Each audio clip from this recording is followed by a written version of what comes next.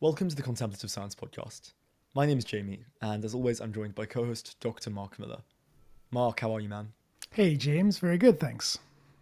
Yeah, today is particularly exciting because we're lucky enough to be welcoming Dr. Ines Hipolito onto the show.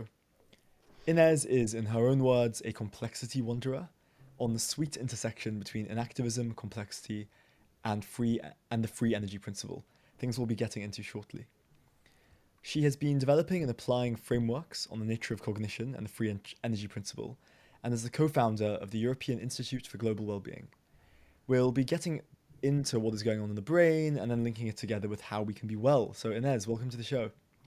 Thanks so much, James. Thanks so much for inviting me. It's such a pleasure to be part of this great initiative. So, I want to start by talking about cognition.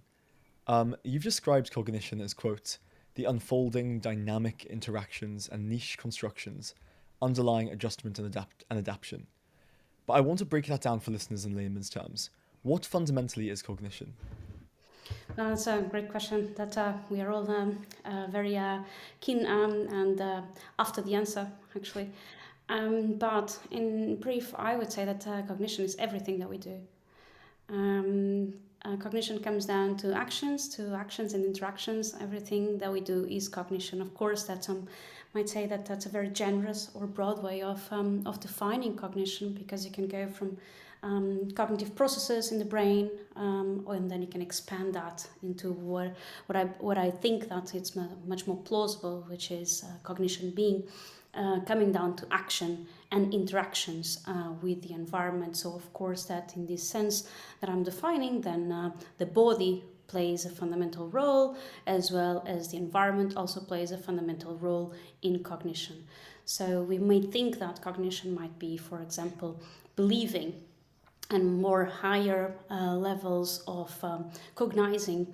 But I would say that cognition also includes other forms of action, such as skillful activity, for example, is highly cognitive. And so in this particular way that I am defining, I will go all the way down to say that cognition is everything that we do. Yeah, it's so funny. We're so quick to partition cognition only to these higher. I don't even know if they're higher, but the way we used to speak about them. But actually, all behaviors are adaptive to some degree, and adaptation takes some amount of anticipation. And now, if you're starting to think about adaptation and anticipation, now you're really close again to what we might think of as cognition. So I agree. I'm very much in that same camp. Yes, absolutely. And also, it is, I think it's relevant and important for us to think about cognition in this sense, because then if we don't, and if we bring cognition into being something that has some people call it a higher level kinds of cognition, or forms of cognizing, then what do we do about non-human animals, right? Are Right. they not cognitive? So when we think about other non-human animals interacting with the environment, surviving their environments, adapting, engaging in niche construction, are they not going to be cognitive? So you've described cognition as this dynamic process. And I'm not sure that matches necessarily our intuitive view of it. And I was just wondering where your research and where your understanding of cognition might depart from sort of the layman understanding. Yeah, I think that in the various areas that I'm conducting my research, I'm always after this explaining the things that we do, and the different forms of engaging with the environment as forms of niche construction, right? So that because that allows us to explain cognition as adaptation, as well as being part of a community. So that's what I like about this concept from biology. And more recently, for example, I'm conducting this project at the University of Amsterdam, which is about the interaction of technological or digital or sort of smart environments. And and the idea there is to see what is it that can, how those kinds of environments can either positively or negatively impact mental health and well-being. And one of the first papers that is coming out that I thought, okay, this is the first paper that needs to come out of this project, is it's a philosophical paper, and it's very much about describing the way that we construct technology and digital spaces as a human community as a form of niche construction, because that allows us to have a very solid or strong continuity thesis between nature and technology, and with the underlying analogy that the way that we build tools, be them whatever they are, telescopes, or even before that, stones and all of those tools that we started using, and now of course with all the development that we've been having, if that being the case, then that allows us to make an analogy with beavers building dams, for example, and that then brings us also to the case where we can also say something about how the way that we are building and interacting with technology is going to also change our survival possibilities, and in turn also impact selective properties and evolution. So that's the very first paper on this particular project, which again, it's always my kind of like I tend to look at cognition being very interactive and as a form of niche construction. I think that's very interesting. And one thing quick, so I heard you say smart environments there is something I'm interested in also, especially with well-being in mind. So it'd be interesting maybe just to unpack that a little, because we've been building our niche or our environment with different kinds of tools for a really long time. But the recent advances in artificial intelligence and smart environments, these environments that track you and know about you potentially and change relative to you. That sort of changes the game a little, doesn't it? I mean, you're no longer just using a tool, but you're using a tool that can sort of use you in turn. And is that coming up in the research with relationship to well-being? Yes, absolutely, because it is precisely that's why this paper was a fundamental paper as a baseline paper, because it was first explaining how we build this technology and how the environment nurtures the appearance or the emergence of certain technologies and not other different technologies. Right. One important example that I have there is how we very quickly, within the time of 1 year or 1 year or so, we were able to come up with a vaccine for the coronavirus, right? Which would not happen if the environment had not been pressuring for Right. that emergence, Sure. right? So Sure. this is an example of how the environment itself is going to be pressing for certain Driving technologies. innovation, isn't it? Yeah, it's Precisely. driving. And that innovation is in turn driving the kinds of things we are. Ab- So, Absolutely, because then in the end, that forced that technology to come up and emerge, and now we have it. And now not only can we take care or deal with the coronavirus, but also with HIV and multiple sclerosis with the same yeah. technology. So that's really interesting how technology is not something that just shows up. No, there is an No, environment that nurtures no. the emergence of certain technologies. But then, as you say, there is also the feedback loop, which is then what do we do with the technologies that are available to us now? How are they going to shape our individuality, what we are as a social community, our mental health, our well-being? So then here is where other debates are really interesting, which is, for example, the debate opposing the argument for technology as neutral or technology as social. Right here, things start getting very, very philosophical and very, very interesting. But I do think that there is, and that's precisely what this project is about.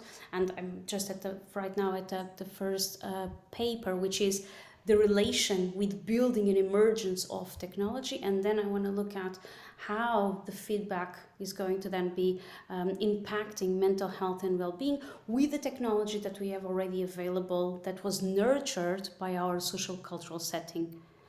Wow. Do you have any thoughts on that already about how this sort of feedback might help us, or this framework might help us better understand well-being, or I mean, both in the positive and negative, right? Because the same feedback cycle could be extremely beneficial for us, but I'm sure there's going to be feedback cycles that are going to be really detrimental to our well-being. Do you have any vision already for this project for how that relates to well-being?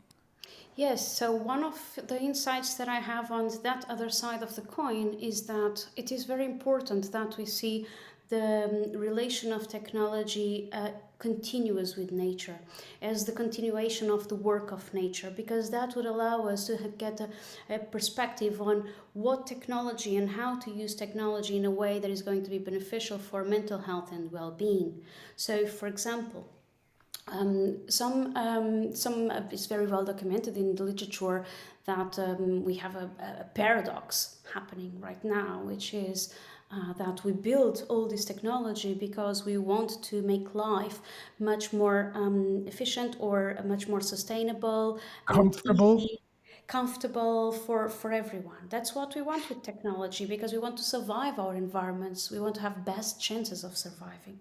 But then the paradox is that much of the technology that we are building is actually having a negative impact in the society because of all of these biases, cognitive biases that we have. For example, infinite lines of coding that are biased and biased against minority groups, and then we are building all of these platforms that are supposedly digitalized platforms that are supposed to help us navigate the social world with more efficiency and in an easier way.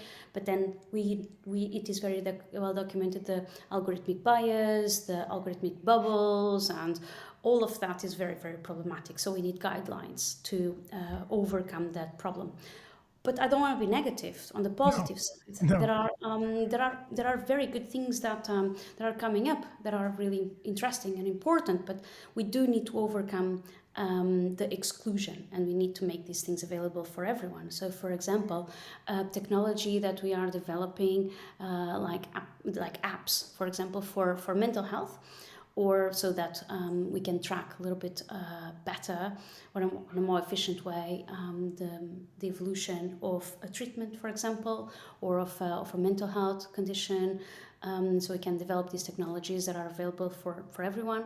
Or a different one is on sustainability. There are already a few apps that are being very important that people can use in order to learn how to improve their sustainability habits. So that's also very, very interesting. So it's not only negative. I think that's precisely the point of that project is what are the positive and the negative influences in mental health and well-being. Yeah, and it's just to say, when you are in this co-creating dynamic space, so the technology creates the environment and creates the problems and creates our lens, which we then use, these biases really matter. Because the biases not only create the solution, but they then create what we perceive to be the problem. Yeah, and it's more complex than even that, isn't it? Because the AI can be biased, but we're biased too. We don't know what's good for us a lot of the time either. Like we think, oh, what I want is maximum comfort. And it turns out that there's a comfort crisis. If you give somebody maximum comfort, then they don't grow. They don't grow in the ways that they can grow that would make them, resilient to the environment. I mean, we have easy folk ideas for that. Like if you put your child in a bubble, then they never learn how to be well in a world filled with germs. So actually, it's good for them to have pets and dirt and put sand in their mouth because they're learning to be a part of their world in a way, So you don't want to protect too much. It's always the right kind of protection. That must make this kind of project extremely challenging. Very exciting, but extremely challenging. Yes, absolutely. You are absolutely right, and this is, I think, it's one of the things that in your work that I really appreciate and like, Mark, which is precisely that you can't use technology to make such that it will retrieve the individual or get the individual detached or away or moved away from the interaction with the environment, because Right, yet again, you need to ensure that right, that happens, because that's cognition. right, So then you are removing away where, or the place where cognition takes place, which is in this interaction with the environment. So then if we do get everything or all aspects of our life extremely smart and digitalized, such that we minimize the interactions with the world, then, as you well said, with this very nice analogy with the kids and their bubbles, then that is going to be harmful as well for mental Yeah. health. Yeah. Yeah. This is a really interesting time to bring in something that I wasn't expecting to come up in your work, which is the free energy principle. So, quoting here, living beings do extraordinary things, and as long as they are alive, they resist the second law of thermodynamics. This law stipulates that open systems, just like fellow living beings, tend to dissipate. So, what is the fundamental issue that the second law of thermodynamics brings up here for human beings? Yeah, I absolutely love this topic. I'm fascinated by it because that's exactly what attracts me to the free energy principle. So this is, let's say, the high road to the free energy principle is to start precisely there. It's just, it seems that these self-organizing complex systems like us and other living beings, they seem to defy the second law of thermodynamics, which what it stipulates is that why are you alive? You should be dissipating, right? Because you're an open system, you should be dissipating. That's roughly put what it stipulates. And yet here we are surviving. And we're not only surviving inside a very, very safe bubble.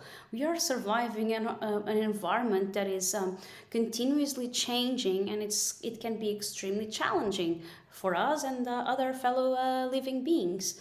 And then not only do we survive it, we also adapt to it.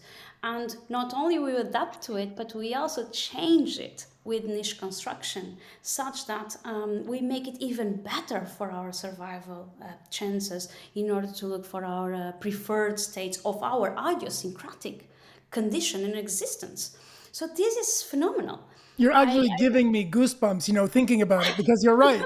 It's a kind of miracle and we overlook it all the time. But like the fact that you're persisting is miraculous. It's a miraculous thing because this is a very challenging environment to be in. And you're not only surviving, but a lot of us are flourishing. Absolutely. A remarkable thing. And that's exactly then the connection with well-being, right? Well-being is not just simply individually flourishing, it's flourishing within a community. That's why this concept of niche construction, where we all together engage in these practices that are much more propitious for us as a community, it really, really resonates with me, and I find it absolutely fascinating that we do all of these marvelous things that are phenomenal. So that's why I love so much this particular point, where we can start as the high road to the free energy principle, which is what then gives us some kind of like first premise where we can start thinking about how does this happen? Right? And once we put on those glasses and we start thinking about how does this happen from the free energy principle perspective, then there's a bunch of things that come up, and upon which we can continue to build a theory about how is it that living beings do this extraordinary thing. So just right there, let me ask one question. So you're using a framework that helps us articulate and understand or think about how things live, just how life goes on living. But your work doesn't stop there. It takes that as a basis and then starts thinking about, well, what is it to live well? How are you navigating that jump? Because you're starting with a basic framework for life, and then you want to say something more, right? You want to say something normative. What is it to live a good life, or what does it mean to flourish as our kind of living thing? How have you found navigating that? And do you have anything sort of surprising or interesting to say about what you think about well-being that's coming out of these basic frameworks for life? Yes, absolutely. I mean, you are making a precise, accurate description of exactly how I see the research. So you start from that point on the free energy principle, and then you continue to think, okay, so then how is it that living systems, interact with the environments? And you want to say something there. You want to then describe or understand how they then interact with the environments in order not only to remain alive and persist and seemingly defy the second law, but how to explain the cognitive interaction with the world. And that's where I find that the enactive framework becomes really useful as a conceptual tool to explain how is it that cognition happens, not only, of course, on a neural level, but also on a more embodied level where the environment also plays an important place. And of course, that this then relates with the free energy principle through active inference, where one of the ideas there is that the system is not detached from the environment in the little bubble, but it is coupled with the environment, right? And it is through these exchanges between internal and external states that this cognitive interaction takes place. And mathematically, this is extremely interesting. And philosophically, I think that the enactivism gives us a very important tools to precisely explain this on a more, so to speak, psychological level. And then one thing that I started thinking about was, okay, hold on, what is the one aspect that is being ever more present in our developed social cultural settings? Well, it's technology, it's digitalization, everybody's talking about it because we are getting ever more digitalized and ever more online. We were already going towards that direction, but then I think that with the lockdown, of course, that made things even more digitalized. And that's what came up to me as one of the most important aspects that is now sort of permeating very intensively our cognitive interaction with the world. And that brought me into this project on the cognitive interaction with smart environments. But also, I thought that I wanted to do a little bit more than that. So then eventually a very nice arrangement of conditions allowed me to co-found an institute for well-being. So I'm very happy with that, which is where I can precisely develop a little bit more of that, but with more of a societal impact. I think it's worth diving into that here. So, what made you want to start the institute? Because it's one thing to research the topics and feel passionate about the academia, but it's quite another to try and start applying it to the world through an institution. Yes, I think yeah. The idea fundamentally was to bring together uh, people from academia and industry, because people from industry, they do have this opportunity to build those environments that academics don't. So they are the ones in the terrain that have the responsibility of building schools, building public places, and building hospitals, building prisons, building all of that. So it is important that we connect with each other such that when it comes for them to build these public spaces, that they make decisions that are scientifically informed, that there is research that can help inform the decisions that are made. So there are very, very simple things that we come across in research, but they do not leave the gates of academia. And that's quite sad. So very simple things like a certain scent, a certain smell can be added to an environment in a prison, and that would make people a little bit more relaxed, for example. So these are very, very simple things that we know from perception studies, and then we don't have the opportunity to implement them because we are talking past each other. Academics have one goal, which is to publish papers, and then once that is done, we move on to continue our research. And we do not have the opportunity to communicate with those that actually are in the terrain making these important decisions.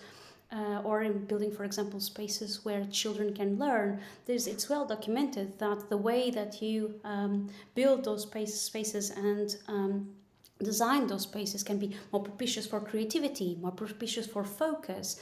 And these are very important findings, that it's important that we have built these hubs, where these fundamental research can be applied to the society.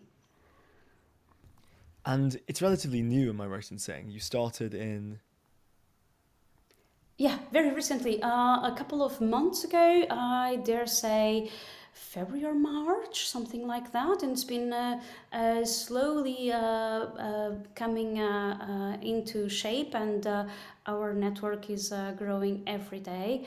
And we are this month actually in a conference that Mark and I are organizing, and I take the opportunity to mention it. It's on active inference and well-being. That's where we are going to have also the opportunity to share this institute with the active inference community. and we will, I think, hopefully very very soon start, because we've already reached that point where the basis is formed, and now we can really roll up our sleeves and start developing educational content and projects and all of those interesting things. It's so exciting because it's quite rare, as you say, you get the academia interfacing with well-being. Um, and I'm just interested in on that exact point. Given what we're learning through the research about cognition and the brain, are we gaining any insights into what it is to lead a meaningful, flourishing life? Yeah, I'm interested in this as well. Yeah, but I really enjoy Mark's research, precisely because I think that he's the one of the few that is doing that research as well, because it is not as common as I think I would like it to be, because we are very interested in things that are tractable. So in cognitive processes and all these phenomena that are highly tractable, and well-being is difficult to measure, so it makes things much more challenging in that regard. But I would hope, and that's exactly one of the goals of the institute, is precisely that we can develop, we can build, we can first bring together teams from across the world around around different topics that are going to connect with well-being. So all the research coming out of the institute is focused and for well-being. So between cognition and well-being is that particular point where we want to have fundamental research being applied to the society. So, because this is just getting off the ground, you might not be able to say anything too specific. But of the projects you already have that are a part of the center and that already have a sort of program that they're running through, are there any hopeful candidates? Anything, I don't know, is there any preliminary points that can be made for things that maybe you're excited about seeing that the research might be able to help us understand with relation to well-being? Yes, so basically we have defined 3 areas of priority for the next 2 years, and them being multisensory and social culture interaction or experience. The other one being the interaction with smart environments and mental health and well-being. And the other one being bio, artificial intelligence, and sustainability in technology. So these are the 3 main, and I'm of course very excited about the 3 of them. So the topic number 2 is highly related to the fellowship in the University of Amsterdam, so the project that I just described. So I am very interested in continuing that and taking that on to the next levels with diverse teams. And there are a few other projects, one particularly that I'm very, very fond of, and we're going to submit a proposal very soon, is on love, actually. Yeah. On what does it mean to love, the many aspects where there is love or in our human experience. And I'm very much looking forward to particularly this one. I think that we don't usually come across this particular topic in cognitive science, and it's quite relevant for well-being, I think. I love this. And I don't know if there's more that we can say now, because that's also what I'm hoping to do over the next couple of years. I'm turning my eyes to thinking about loving kindness as a contemplative training practice. A lot of the research looks at mindfulness or attention or open monitoring practices. And yes, there is some good research out there on loving kindness, but I think it's still pretty rudimentary.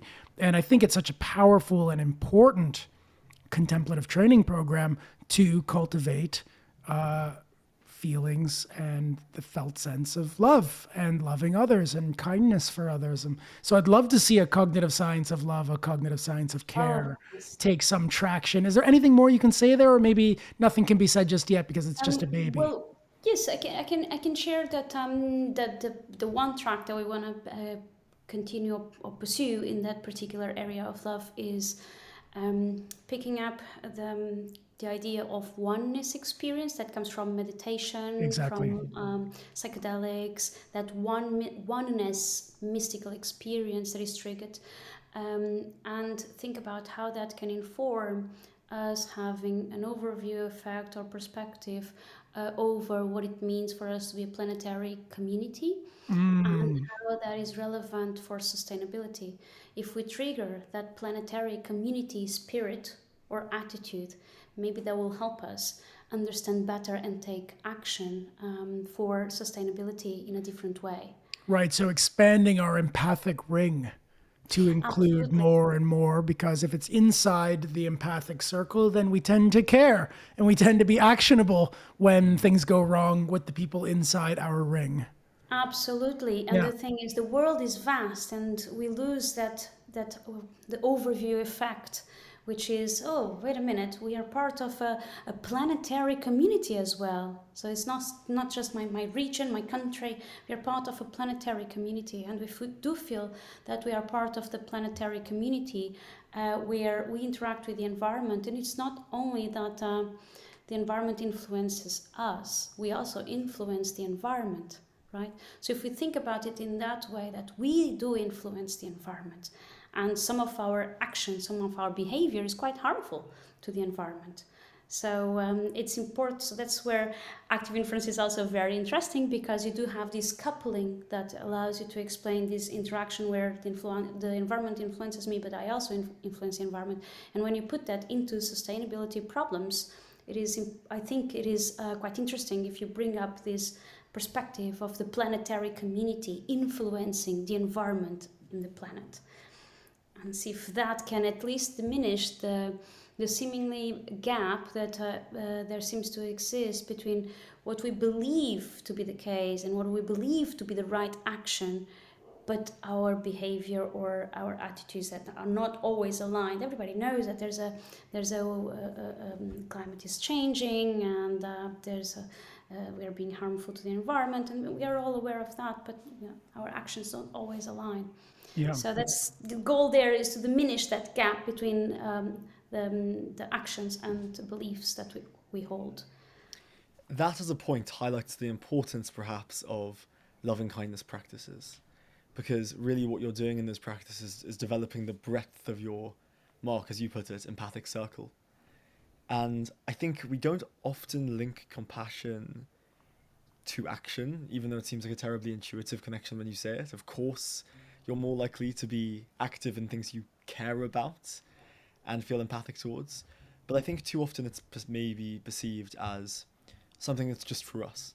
It Yeah. feels good to feel those states, and it feels like a form of development.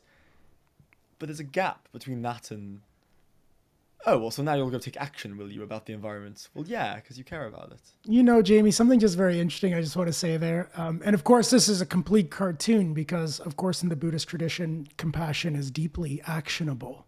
But it's kind of interesting that you have the same story about the Good Samaritan. You know the Good Samaritan story from the New Testament, right? And you've got this person who's hurt on the side of the road. And I just read this recently.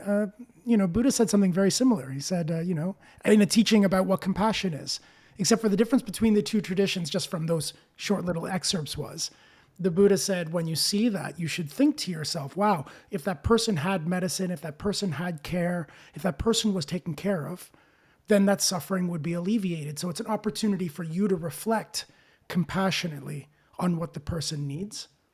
But in the Christian story, Jesus says, the good neighbor is the one who goes, picks the person up and takes them and feeds them and makes sure they're well and pays for their medicine. Anyway, it's just interesting that in one, you have this highly actionable quality up front in the story.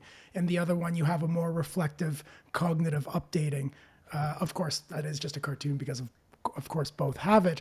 But most of our meditation does come, I think, today in the West comes out of the Buddhist tradition rather than other traditions. And so maybe that's why it still seems a bit funny that compassion is supposed to be actionable rather than just something you do on the inside. Yes, that is absolutely, that I fully agree. It is, I think that the challenge is to precisely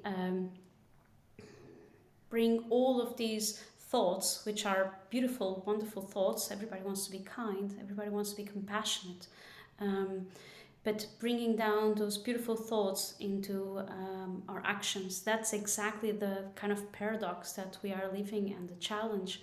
It's making these beliefs and these beautiful thoughts much more action. And in that case, then they will be absolutely cognitive, because cognition is everything that we do.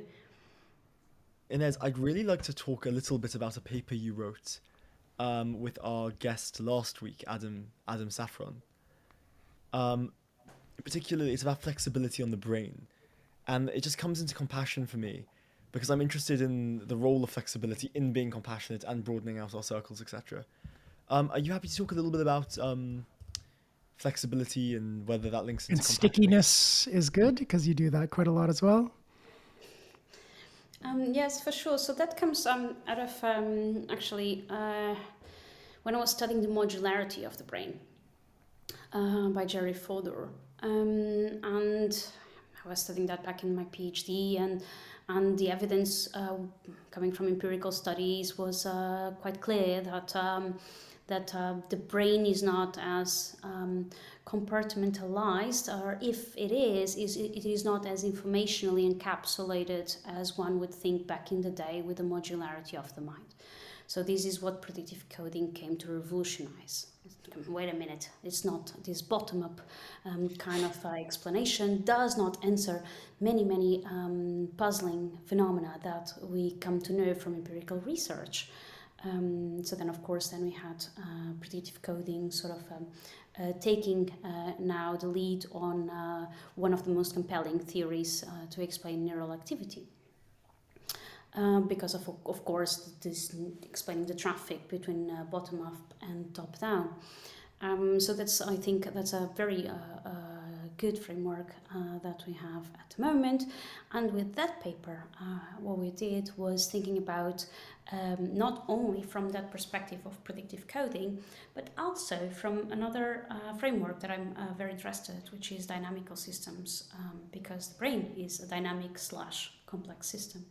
So we started thinking about precisely, okay, so now we have this bottom-up, top-down in place, which is great. But then, how do we explain the flexibility? Because that explains, of course, the processes and the traffic, etc. But we wanted to explain the flexibility. We wanted to explain the very well documented in the literature. Why is it that the brain can rewire? And it can rewire for neural reuse, for example, and things are not as fixed as Jerry Fodor thought they were. So we wanted to address that as well. So that's why we resorted to dynamic and complex systems theory to explain those particular dynamics where you don't seem to have a particular or at least as domain specific areas as rigid as at least Jerry Fodor thought.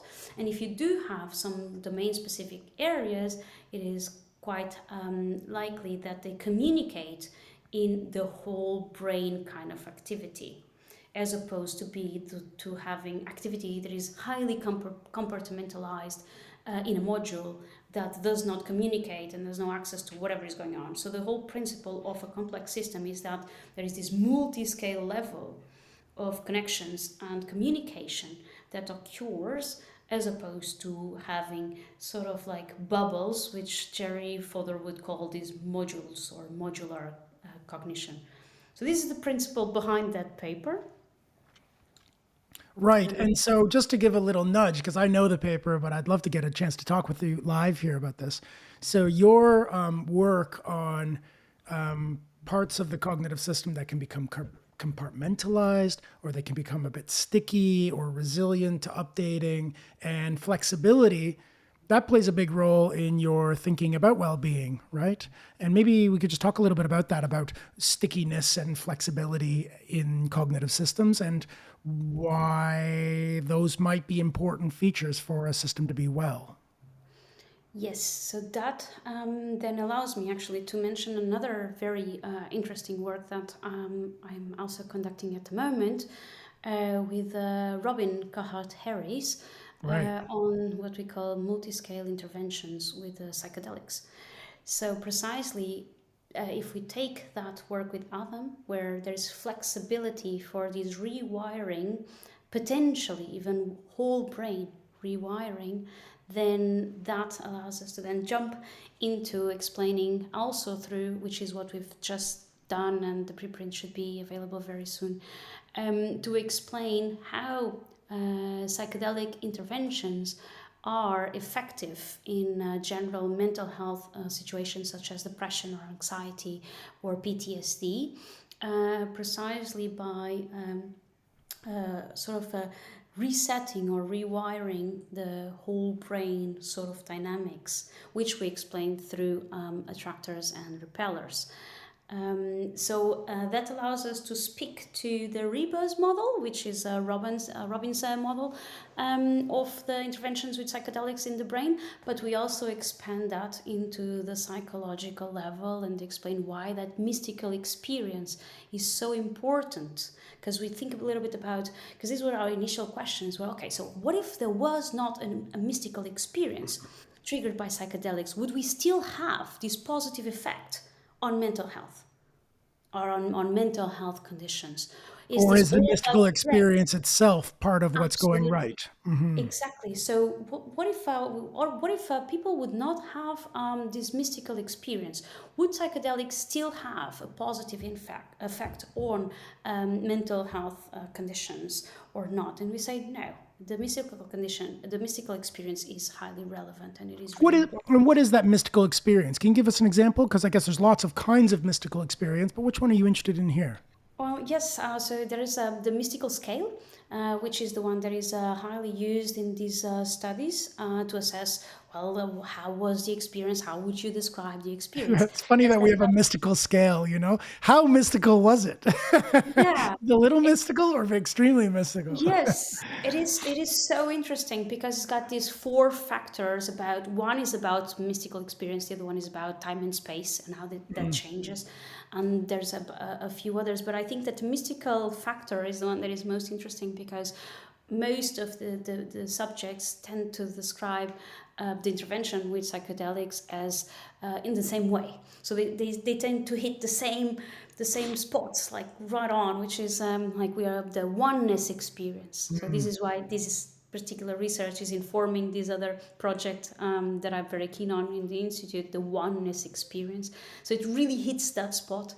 And it's interesting to see a tendency for people to kind of converge on how they describe the intervention with psychedelics, which is not that different from other forms of triggering altered states of self, some would say, such as meditation as well, Right. or mystical experience with, for example, spiritual engagement with the world. Ceremony. Yeah. Absolutely, or festivals or Mm, dances, mm. right? So it's so interesting that there's nothing really special with one or another. All of these kinds of experiences that are mystical or share some kind of mystical component, they are very important for mental health. Okay, now there's the question. Why? Why are they? Because you just said if you don't have that, maybe the psychedelics are not going to have this as much of a positive impact. Maybe they would for other reasons. But this mystical blowout plays some key role in well-being. Why is that, do you think? I have a theory about that. Aha, tell us. I have a theory about that, and we're sort of working on that direction as well, sort of like compiling all of these experiences that we can engage with that trigger that mystical feel that would potentially work positively on mental health situations. And my theory is that and it's very much based on dynamical and complex systems theory. My theory is that it allows us to attain or be put outside of the perspective that we usually see the world from. Right. So it puts us out. So it's almost, I see it almost as the overview effect that astronauts go through. So they go out in space, they're put in this spaceship, they go out in space, and all of a sudden they look at the pale blue dot, as Carl Sagan would call it, and they all of a sudden they're like, why do we have all these wars? Yeah. Why are we always fighting? What is going on with us? And they do have this perspective, so they get out of the usual point of view, the usual perspective, and that allows to see things from a different way. And I think that in clinical psychology, this can be the case. So psychedelics allow, so from the Rebus model, from Robin, one of the things that is talked about is that it allows a much more rich subjective experience, right? So they also touch upon that, and then I pick up from that and I think about, okay, that richness experience, it can be explained as it allows us to think and see things and past events. So I'm thinking PTSD, for example, past events from a different perspective, where instead of just going on and theorizing about the event and why did that happen, that was so difficult, why did I not scream louder, why did I not stop, and then you are just like going on and on about that in your mind, you might be able to be put in a different perspective where you understand that things differently from a different perspective, and some different therapies allow us to do that. Yeah, that's amazing.